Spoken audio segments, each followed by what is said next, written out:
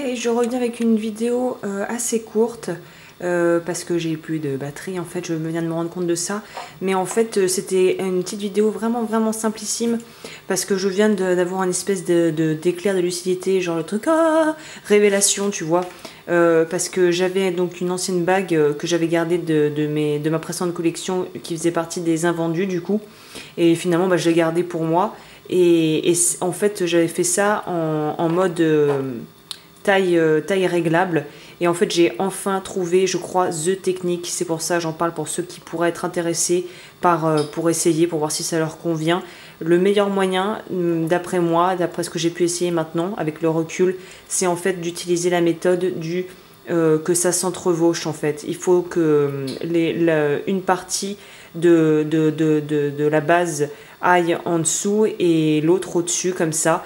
Et pour un moyen encore plus efficace, je pense, d'avoir des tailles réglables et de pouvoir avoir des pierres, sertir des pierres qui sont assez lourdes sans que ça bouge et sans avoir les problèmes dont je parlais précédemment dans la vidéo Les corps de bague. Il me semble que je l'avais intitulé comme ça. Je mettrai le lien dans la description si ça t'intéresse.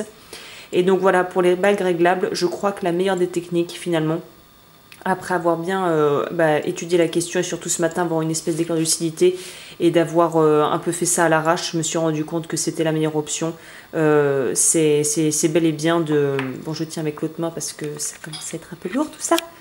Voilà, la meilleure technique c'est celle-ci, c'est-à-dire de penser en fait dans la conception, de prendre une bande d'argent, donc une plaque que tu peux couper ou que tu peux prendre déjà aux dimensions que tu veux. Moi celle-ci fait 1 cm de largeur et en fait de viser un petit peu avec du rab pour pouvoir refermer, recourber les bords pour que ça soit en fait ça glisse l'un sur l'autre comme ça. C'est beaucoup plus facile pour régler les tailles, c'est beaucoup plus confortable à porter, ça tient beaucoup mieux et dans l'idéal je pense que la meilleure technique pour le rendre presque invisible, donc c'est ce système de réglage, il faudrait souder la partie haute, donc celle-ci que je te montre là en haut, au niveau de la base du cabochon ou de la pierre ou du galet d'argent dans ce cas présent que tu veux utiliser en fait.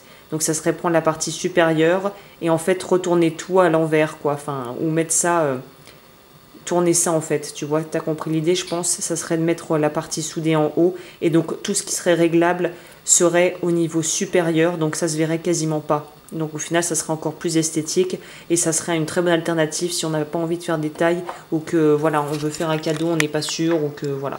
Donc ça si je la mets, je vais essayer de mettre ça, ça donne, au final ça ressemble à ça. Donc c'est bon voilà c'est assez gros mais moi j'aime bien les gros bijoux. Moi les trucs qu'on regarde au microscope c'est pas trop mon truc. Donc voilà, mais en tout cas c'est là j'ai eu la révélation ce matin, je me suis dit faut que tu fasses une vidéo parce que d'après moi pour avoir essayé plusieurs trucs et là d'avoir essayé porter c'est la meilleure option qui soit.